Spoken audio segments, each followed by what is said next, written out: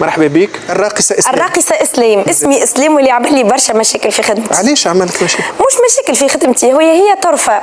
رمضان هذا صليت، قريت فيه برشا قرآن، قربت لربي، قيام الليل، وكي نصلي قلت له يا ربي أنت زرعت لي المحبة في قلبي للمهنة هذه. إذا كان فيها الخير ليا قربها، إذا كان فيها شر بعدها. كل يوم ندعي، كل يوم ندعي في قيام الليل. كل يوم يجيني تليفون على خدمة بعد رمضان، كل يوم يجيني تليفون على خدمة بعد رمضان. استجاب لك رب.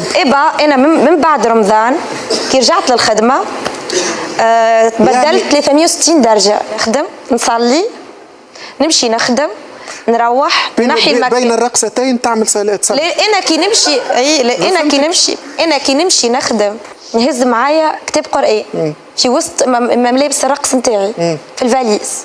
في وسط ملابس الرقص؟ مش في وسط، معناها في الفاليز من اللوطة.